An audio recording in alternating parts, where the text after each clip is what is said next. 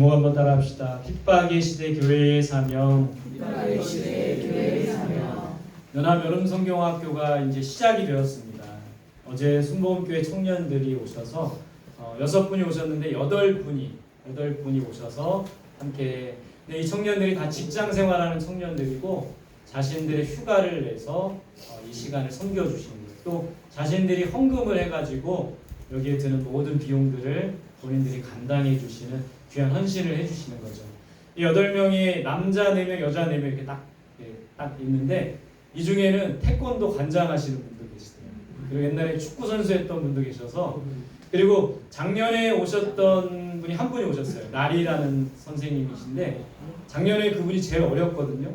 근데 올해는 제일 나이가 많더라고요. 젊은 분들이 오시는 거예요. 그래서 우리 아이들과 열심히 뛰놀고 함께 몸으로 부딪히고 물놀이도 하고 예배도 드리고 교제도 나누고 그런 시간을 가질 겁니다. 특별히 올해도 새희망교회, 예수사랑교회, 성원교회가 연합으로 이렇게 해요. 그래서 정말 이 연합이 아름답고 함께 하는 것이 정말 귀하고 복된 일인 것 같아요. 그래서 이런 복된 일들, 여기 선생님들 얼굴을 좀 기억하시고 위해서 기도해 주시면 좋을 것 같습니다. 주제가, 이번 성경학교 주제가 이래요. 같이 읽어봅시다. 시작. 이 세상을 본받지 말고 하나님의 뜻을 분별하자. 정말 얼마나 악한 시대입니까?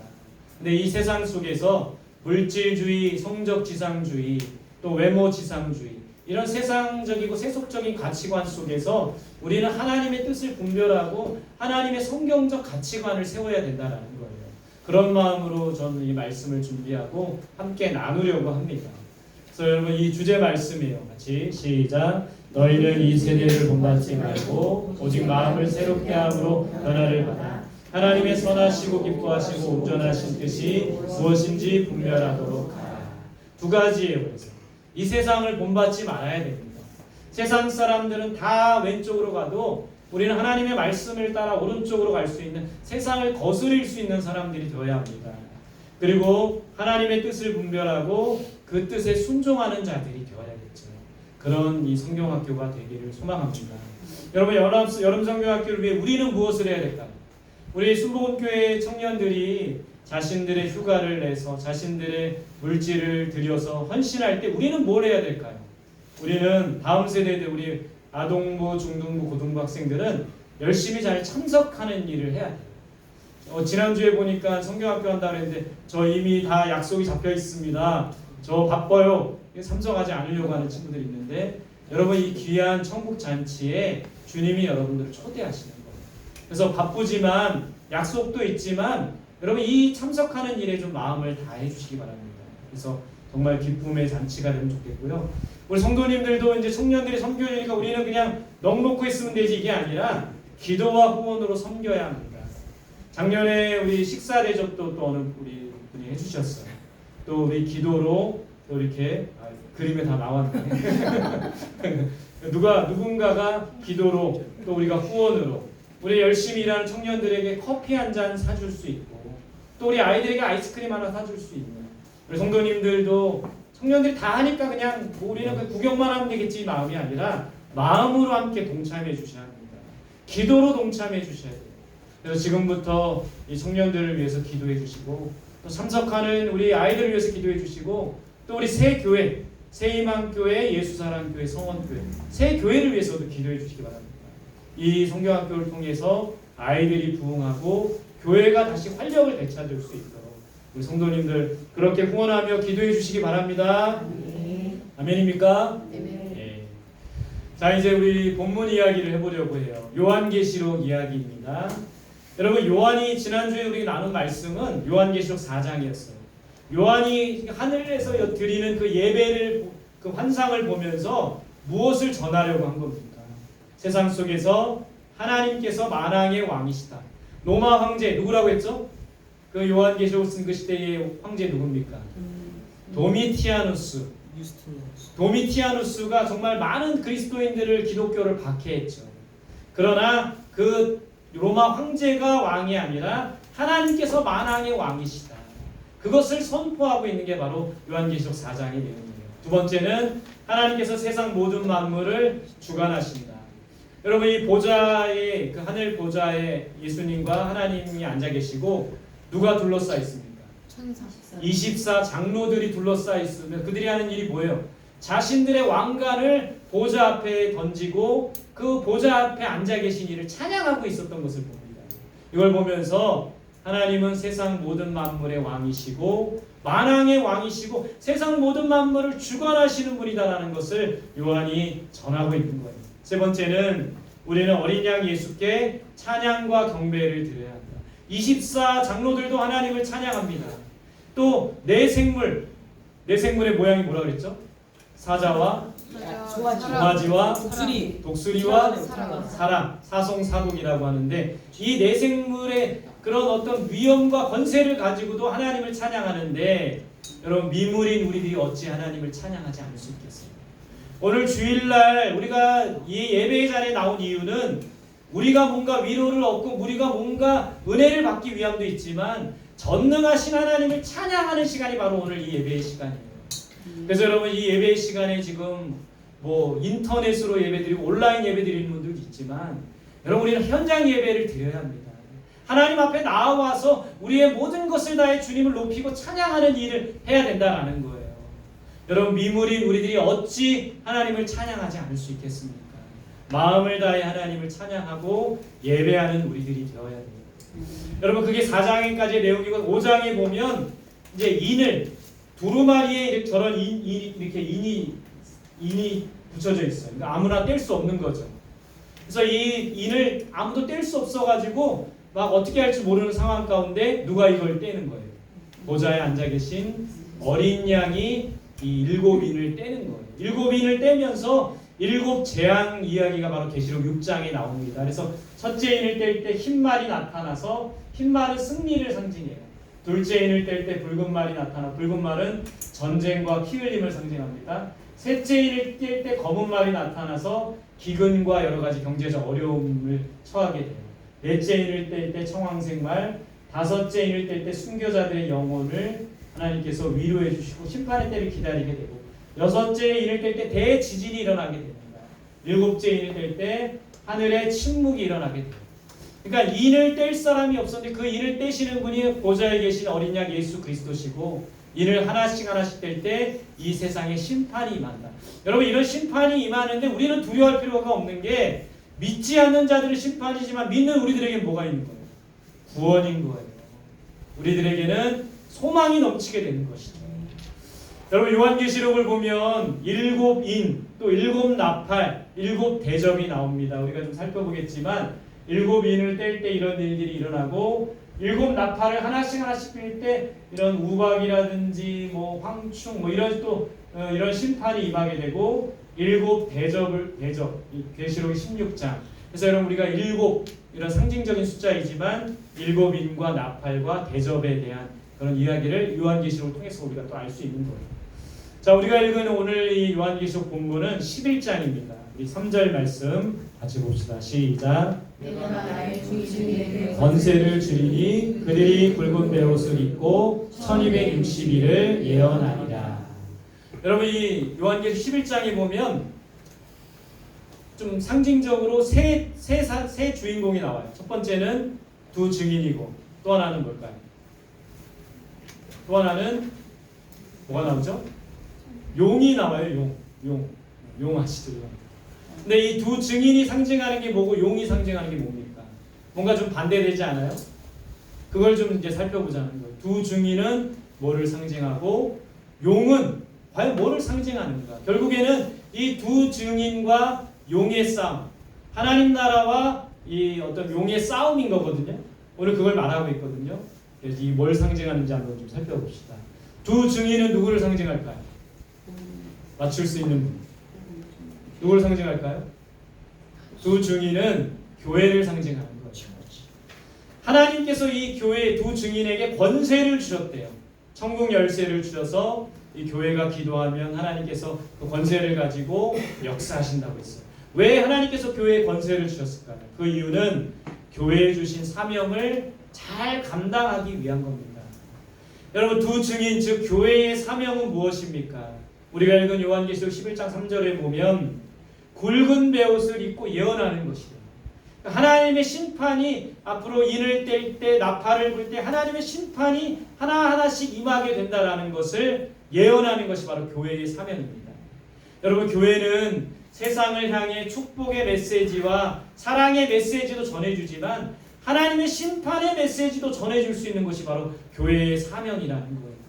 교회의 사명은 또 한 가지 하나님의 말씀을 세상 속에 전하는 겁니다. 정리해보면 교회의 사명은 하나님의 심판을 선포하고 하나님의 말씀을 세상에 전하는 것이 교회의 사명입니다. 두 증인이 이제 이 교회의 사명을 두 증인이 사명을 감당하다 어떻게 되었습니까? 11장 7절입니다. 시작. 그들이 그 증언을 마칠 때에 무적행으로부터 올라오는 짐승이 그들과 더불어 전쟁을 일으켜 그들을 이기고 그들을 죽일 터인즉. 자, 이 두 증인이 이제 사명을 감당했죠. 하나님의 말씀을 전하고 심판을 전했는데 그러고 나서 어떻게 되었습니까? 두 증인이 올라왔대요. 무적행으로부터 짐승이 올라왔대요. 무적행은 지옥 권세, 그런 지옥에 있는 권세, 거기로부터 이제 올라온 짐승이 전쟁을 일으키고 두 증인을 죽였다고 합니다. 짐승이 전쟁을 일으켰대요. 이 짐승은 누구를 상징하는 걸까요? 바로 마귀, 사단을 상징하는 거예요. 짐승들이 그 두 증인을 이기고 죽였다라고 돼 있어요. 두 증인은 사명을 감당하다가 죽임을 당하는 거예요. 이걸 통해 우리가 알 수 있는 것은 교회는 세상으로부터 박해와 고난을 받는 겁니다. 과거도 그랬고 현재도 그랬고 미래도 그랬고 교회는 우리가 사명을 감당하다 보면 세상으로부터 여러 가지 박해와 고난을 받는 거예요. 지금 요한계시록을 쓴 이 도미티아누스 황제 시대의 많은 그리스도인들도 자신들의 믿음을 지켜나가다 고난받는 거예요. 불에 태워서 죽는 화형에 처하고 원형 경기장 안에서 짐승을 풀어놓고 죽는 그런 이 고난과 박해와 어려움을 겪었던 것이 바로 교회의 모습이고 지금도 여러분 이때와는 다르지만 수많은 어려움과 박해가 이 교회 가운데 있다라는 거예요. 교회는 사단과 마귀의 공격을 받게 된다라는 것이죠. 예수님도 마귀의 공격을 받았죠. 마귀의 시험을 받았듯이 교회는 사단과 마귀의 공격을 지금도 받고 있다라는 겁니다. 우리는 어떻게 해야 됩니까? 베드로전서 5장 8절 9절 시작. 근신하라 깨어라 너희 대적 마귀가 우는 사자같이 두루 다니며 삼킬 자를 찾나니 너희는 믿음을 굳건하게 하여 그를 대적하라. 여러분 지금도 마귀가 삼킬 자를 찾고 있어요. 우리를 넘어뜨리려고 한다는 거예요. 교회를 무너뜨리려고 한다는 겁니다. 여러분 한 사람 한 사람이 온전한 믿음 안에 거하지 못하러 얼마나 여러분들을 공격하고 삼키려고 하고 여러분들 무너뜨리려고 하고 여러분들의 믿음을 잃어버리게끔 이 마귀가 우리를 얼마나 공격하는지 몰라요. 뿐만 아니라 이 교회를 마귀가 공격하는 거예요. 여러분들 한 사람 한 사람 무너뜨리면 저 같은 목회자 한 사람 무너뜨리면 이 교회는 무너지게 되는 것이죠. 이런 마귀가 고난받고 어려움 때 요한이 예언한 것처럼 요한이 말한 것처럼 두 증인을 전쟁을 일으켜 죽였듯이 지금도 마귀는 우리 교회를 무너뜨리려고 하고 우리 성도 한 사람 한 사람의 믿음을 앗아가고 삼키려고 지금도 막 발악을 하고 있다는 겁니다. 그런 때에 우리는 근신하여 깨어 있어야 돼요. 여러분 근신이 뭡니까? 빨간 글씨 보면 몸과 마음을 조심하고 말과 행동을 주의하고 절제하고 자제하는 모습이에요. 그러니까 우리는 깨어 있어서 절제하고 자제하고 우리가 하고 싶은 대로가 아니라 여러분 이 주일날 얼마나 늦잠 자고 싶습니까? 자제하고 절제하고 하나님 앞에 나와서 깨어서 기도하는 게 바로 우리들이 모습이 필요한 모습들이라는 거예요. 마귀를 대적해야 돼요. 오늘도 이 예배는 어떤 의미로는 영적인 전쟁이라는 거예요. 하나님 나라와 마귀의 나라. 하나님은 어떻게 해서든지 여러분들 한 사람 한 사람이 온전한 예배자가 되고 예배를 통해 은혜 받길 원하지만 마귀는 어떻게 해서든지 예배를 방해하고 예배를 흐트러뜨리고 여러분들의 생각 속에 잡생각을 집어넣고 졸립게 만들고 예배에 집중하지 못하게 한다는 겁니다. 그렇기 때문에 여러분 예배는 영적인 전쟁이에요. 여러분 시간이 되시면 일찍 오셔서 정말 예배를 위해서 기도하는 일에 동참해 주시면 좋을 것 같아요. 예배 허겁지겁 오지 마시고 일찍 오셔서 찬양부터 예배로 시작하면 좋겠어요. 여러분 예배를 통해서 정말 우리가 이 영적인 전쟁을 펼칠 수 있어야 된다는 겁니다. 근데 우리가 마귀를 대적해야 되는데 무엇으로 사탄과 마귀를 대적할 수 있습니까? 오늘 에베소 6장 16절 17절 보면 전신갑주를 취하래요. 특별히 하나님의 말씀과 기도를 통해 대적하래요. 그러니까 우리의 무기는 말씀과 기도로 싸워나가는 거예요.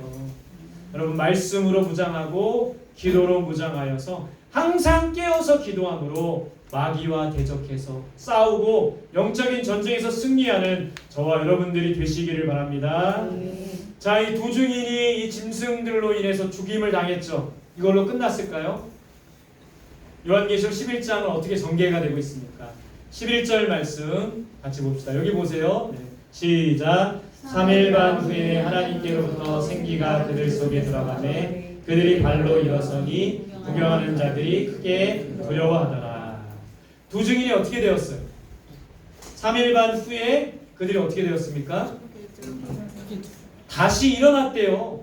두 발로 다시 일어났대요. 뭐 한 거예요? 죽었다가 부활하게 된 거 아닙니까? 그걸 구경하는 자들은 크게 두려웠다고 합니다. 여러분, 두 증인이 어떻게 다시 일어날 수 있었을까요? 두 증인이 어떻게 다시 부활할 수 있었을까요? 오늘 말씀해 보면 뭐가 임한 거예요? 하나님께서 하나님의 뭐가 들어간 겁니까? 그들에게 두 증인이 어떻게 일어날 수 있다? 하나님께로부터 생기가 그들 속에 들어간 거예요. 하나님의 생기가 이 두 증인, 죽어있는 이 두 증인 속에 들어가서 이들이 발로 다시 일어나 부활하게 되었다라는 겁니다. 생기는 뭘 말할까요? 생기는 뭘 말할까요? 여러분, 성경에서 생기는 뭐예요? 태초의 창세기에 하나님이 아담과 하와 흙으로 사람을 빚으시고 그 코에 생기를 불어넣으셨다. 생기는 뭘 말하는 겁니까? 하나님의 영인 거예요. 성령인 거예요. 하나님의 영이 두 증인에게 임했을 때 이들이 다시 일어나게 된 겁니다. 이걸 통해 우리가 깨달아야 될 것은 교회는 성령을 통해 다시 살아나는 거예요. 여러분, 지금 교회의 모습이 어떻습니까? 여러분들 생각할 때 지금 교회의 모습은 어때요? 정말 막 살아나고 있나요? 막 교회가 막 들썩들썩하고 살아나고 부흥하고 막 엄청난 에너지를 막 나타내고 그런 실정입니까? 지금 교회의 모습은 어떻습니까? 권사님 모실 때 교회의 모습이 어때요? 침체되는 잠들어 있지 않습니까? 많은 교회들이 지금 잠자고 있어요. 많은 교회들이 지금 죽어가고 있는 거예요. 숫자적으로도 그렇지만 영이 죽어가고 있는 그런 실정입니다. 요한계시록 소아시아 7교회 중에 4대 교회를 이렇게 하나님 책망하셨어요. 같이 봅시다. 시작. 4대 교회의 사자들에게 편지하라. 하나님의 7영과 7별을 가지신 이가 이르시되 내가 내 행위를 아노니 내가 살았다 하는 이름을 가졌으나 죽은 자라다. 4대라는 교회 이름에 살았다 하는 이름이 있는데 죽은 자라고 말하고 있어요. 이 땅에 수많은 교회들이 살아나야 되는데 죽어가고 있다라는 거예요. 잠들어 있다라는 겁니다. 또 병들어 있어요. 교회가 거룩한 공동체가 되어야 되고 교회에 오는 많은 사람들이 교회를 통해 치유돼야 되고, 여러분, 과거에 많은 이 사람들이 교회에 오면 치유가 일어났어요.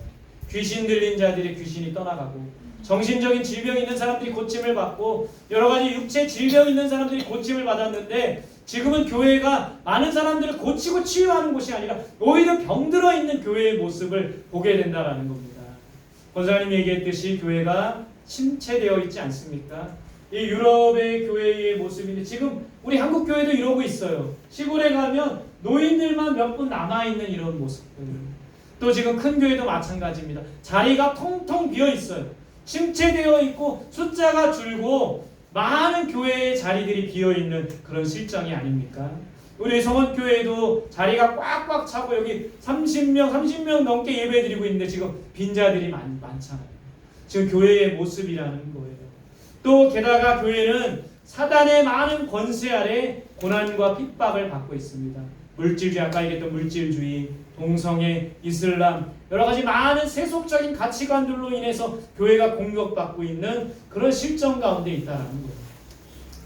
여러분, 우리 교회가 또 더더군다나 소망이 있고 미래가 밝아야 되는데 미래가 밝지 못한 이유는 다음 세대를 많이 잃어버리고 있다는 거예요.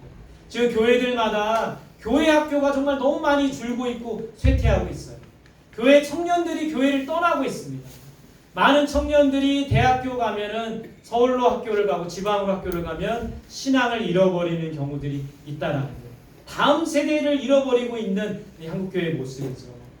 여러분, 어떤 여론조사에서 이런 여론조사에 대학생 가난한 성도 2017년도에는 교회 출석하지 않은 대학생 가난한 성도가 28% 정도였는데 22년에는 42%, 지금 25년에는 50%가 넘을 수도 있어요. 그러니까 그리스도인인데 대학생이면서 교회 나가지 않는 사람들이 2명 중에 1명, 50%가 넘는 그런 실정 가운데 있다라는 거예요. 여러분, 이 대학생들을 다시 교회 안으로 데려와야 되지 않겠습니까? 이들의 믿음을 다시 회복해야 되지 않겠습니까? 다음 세대를 잃어버리면 교회 미래는 없는 거예요. 교회는 텅텅 비게 되고 정말 교회는 절망적인 상황 가운데 처하게 된다는 거죠. 여러분, 특별히 우리 성원교회에 다음 세대에 대한 비전을 주셨어요. 우리 다음 세대 어린아이들, 중고등부 청년들, 이들을 믿음 안에서 잘 세우고 디모데와 같은 참된 믿음, 거짓되지 않는 믿음의 사람들로 세워야지만 이들이 대학생이 되어도 직장에 가도 서울로 가도 외국으로 가도 그 신앙을 잃어버리지 않고 믿음의 사람으로 잘 키울 수가 있다는 겁니다. 여러분, 다음 세대 세우는 일에 우리 기도해 주시고 우리가 헌신할 수 있는 성원교회 모든 성도들이 되시기를 바랍니다. 교회가 그 가운데 여러분 정말 침체되어 있는 상황 가운데 또 다투고 싸우고 있어요. 여러 가지 정치적인 입장으로, 신앙적인 입장으로, 생각의 차이로 다투고 싸우고 분열되고, 그래서 많은 가뜩이나 성도들이 없는 상황에 서로 싸우고 또 나가는 경우들도 있더라고요. 여러분, 한마디로 말하면 한국교회는 지금 죽어가고 있는 마른 뼈와 같은 실정, 에스겔이 본 환상처럼 정말 마른 뼈와 같이 지금 침체되어 있고 죽어가고 병들어 있고 지금 줄고 있고 이 다음 세대 잃어버리고 있는 이런 실정 가운데 있다라는 거예요. 그러나 이 에스겔이 소망의 메시지를 전하고 있습니다. 우리 에스겔 37장 5절 같이 봅시다. 시작. 주 여호와께서 이 뼈들에게 이같이 말씀하시기를 내가 생기를 너희에게 들어가게 하리니 너희가 살아나리라. 여러분, 아까 그림에 봤던 이 마른 뼈, 에스겔에 봤던 이 마른 뼈와 같은, 이게 바로 우리 교회의 모습이고 우리 성도들의 모습인 거예요. 근데 여기에 뭐가 들어갈 때? 생기가 들어갈 때 살아나리라 말씀하고 있어요. 정말 에스겔이 본 환상은 하나님의 생기가 그 뼈들에게 들어가서 이 사람들이 살이 붙고 사람이 되고 하나님의 큰 군대가 되었다라고 말하고 있어요. 생기가 교회를 살리는 겁니다. 생기는 뭐라고 했어요? 하나님의 영 성령이라고 했죠. 성령이 임하면 교회가 살아나는 거예요. 성령이 임하면 성도들이 살아나는 겁니다. 여러분, 성도들이 잠자고 있다면 성령이 임할 때 이 성도들이 깨어날 수 있는 거예요. 병들어 있는 교회가 깨어나는 겁니다. 성령이 임할 때 죽어가고 있는 교회가 살아나는 거예요. 침체되는 교회가 다시 일어나게 되는 것이죠. 우리는 무엇보다 성령의 충만함들을 위해서 간구하고 우리 이 공동체 안에 정말 성령의 충만함들이 있어야 됩니다. 그래서 이렇게 간구해야 돼요. 따라해보세요. 성령을 부어주소서. 성령을 부어주소서. 다시 한번 성령을 부어주소서. 성령을 부어주소서. 병들어 있고 잠자고 있고 죽어가고 있는 침체되어 있는 이 교회를 다시 일으킬 수 있는 것은 오직 성령의 능력이라는 거예요. 하나님의 영이 임할 때 다시 일어날 수 있게 된다는 거예요. 다시 살아나야 사명을 감당할 수가 있는 겁니다. 오늘 요한계시록에서 보는 이 두 증인, 사명을 감당하다가 죽임을 당했죠. 그러나 하나님의 생기가 그들에게 들어가서 다시 살아나고 그들이 다시 사명을 감당하게 되는 모습을 보면서 우리 오늘날 이 교회에 적용해 봅시다. 우리들에게 적용해 봅시다. 죽어가고 있고 잠자고 있는 우리의 영혼이 하나님의 영이 임할 때 다시 살아나고 우리에게 주신 사명을 감당할 수 있게 된다는 거예요. 여러분, 우리 모두 한 사람 한 사람에게 성령이 임할 수 있기를 바랍니다. 우리 다음 세대 어린아이들에게 성령이 임할 수 있기를 바랍니다. 청년 청소년들에게 성령이 임하여서 성령으로 충만하고 성령의 능력으로 모든 것을 행할 수 있는 우리 성원교회 공동체, 또 저와 여러분들이 되시기를 간절히 소망합니다. 여러분, 핍박의 시대의 교회는 어떻게 사명을 감당할 수 있습니까? 이 지금도 여러 가지 어려움들 겪고 있는 이 시대에 교회는 교회에 주신 사명을 어떻게 감당할 수 있을까요? 첫 번째, 따라합시다. 말씀으로 충만해야 한다. 말씀으로 충만해야 한다. 말씀으로 충만할 때 우리가 싸울 무기는 말씀인 거예요. 성령의 검인 말씀을 들고 마귀를 대적하여 싸우고 이 세상 속에 하나님의 말씀을 선포해야 된다는 거예요. 그래서 무엇보다 말씀으로 충만한 저와 여러분들이 되시기를 바랍니다. 말씀 묵상하는 일, 새벽 기도하는 일, 또 여러분들 개인적으로 성경 읽는 일, 우리 이 일에 힘쓰면서 말씀으로 충만한 성원교회 공동체가 되기를 바랍니다. 두 번째 따라합시다. 힘써 기도해야 한다. 힘써 기도해야 한다. 우리의 두 가지 무기는 그거예요. 말씀과 기도예요. 뜨겁게 기도하고 힘써 기도할 때 하나님이 일하시며 역사하시고 무엇보다 성령으로 충만하게 된다는 거예요. 매일매일 더욱더 힘써 기도하는 우리들이 될 수 있기를 바랍니다. 세 번째 따라합시다. 성령 충만해야 한다. 성령 충만해야 한다. 여러분 두 증인이 뭐 때문에 살아났어요? 잠자고 있는 교회들이, 죽어가는 교회들이 뭐 때문에 살아나는 겁니까? 하나님의 영이 임할 때 살아나는 거예요. 여러분들 각자 한 사람에게 하나님의 영이 임하고 이 교회 공동체는 하나님의 영이 임할 때 우리의 영이 다시 살아나고 회복되며 치유될 수 있다는 거예요. 성령으로 충만한 저와 여러분들이 되시기를 바랍니다. 결국에는 말씀과 기도예요. 우리가 얼마나 더 말씀을 읽고 기도하느냐가 중요해요. 말씀과 기도로 충만하고 성령 충만하여서 이 시대의 수많은 박해와 핍박과 고난을 잘 이겨나가고 우리에게 주신 사명을 잘 감당하는 저와 여러분들이 되시기를 바랍니다. 한번 다시 한번 따라해 볼게요. 말씀과 기도, 말씀과 기도, 성령 충만, 성령 충만. 이것을 통해서 마귀와 싸워서 승리하는 우리 모두가 되시기를 간절히 소망합니다. 우리 그런 마음으로 같이 찬양하며 기도하겠습니다. 정말 이 교회 공동체 안에 성령이 임했으면 좋겠어요. 우리의 노력으로 임하는 것이 아닙니다. 우리가 애써서 임하는 것이 아니에요. 다만 우리는 성령을 간절히 사모해야 되고 또 우리의 마음을 깨끗하게 해야 돼요. 우리의 마음을 깨끗할 때, 말씀에 순종할 때 성령이 임하신다고 했습니다. 우리 같이 찬양하며 기도할 때 정말 성령을 간절히 사모하면서 성령이 우리 안에 임하시도록, 이 공동체 안에 임하시도록 그런 마음으로 같이 찬양하며 나아가겠습니다. 허무한 시절 지날 때, 깊은 한숨을 쉴 때, 그런 풍경으로 오시며 간직하는 분이네. 고와 같은 거리를 버려두지 않으니 내가 너희와 영원히 함께하리라. 성령이 오셨네. 성령이 오셨네.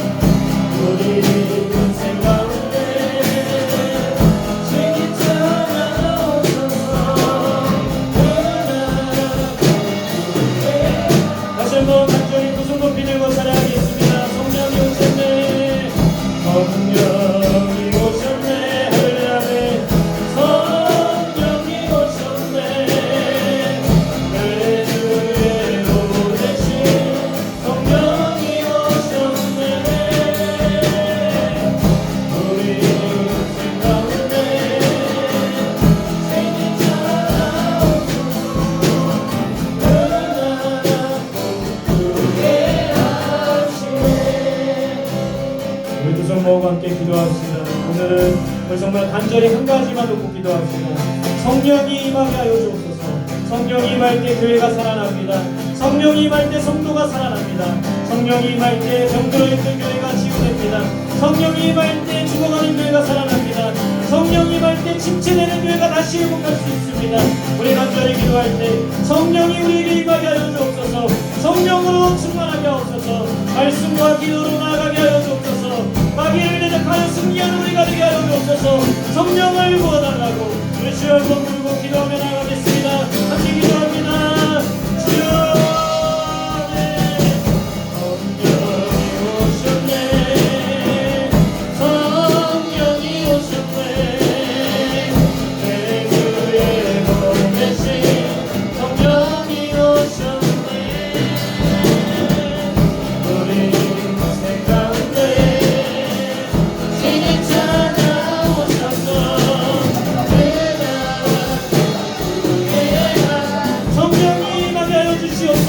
성령 충만을 받을지어다.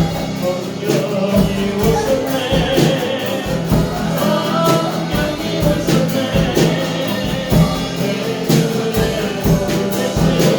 성령이 오셨네. 성령이 오셨네.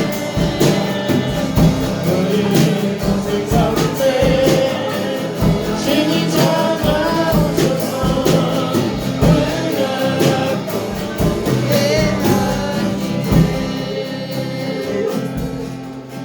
우리 옆사람 손잡고 서로를 축복하며 기도합시다.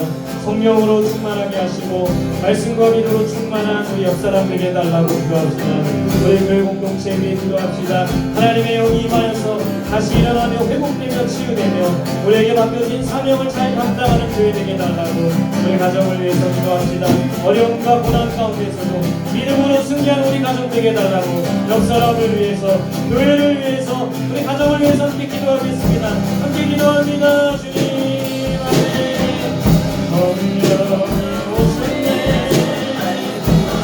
성령이 오셨네.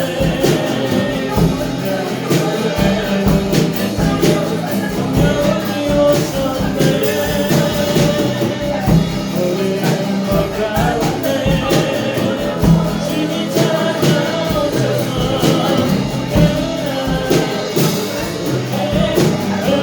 성령이 임하여 주시옵소서. 성령이 오셨네. 아멘. 성령이 오셨네. 성령이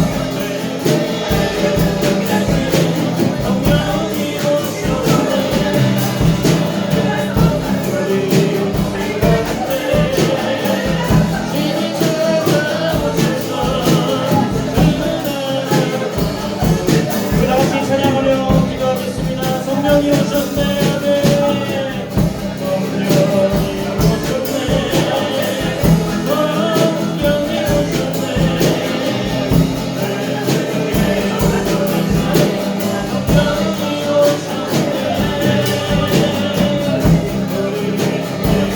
가운데 신이 찾아오셔서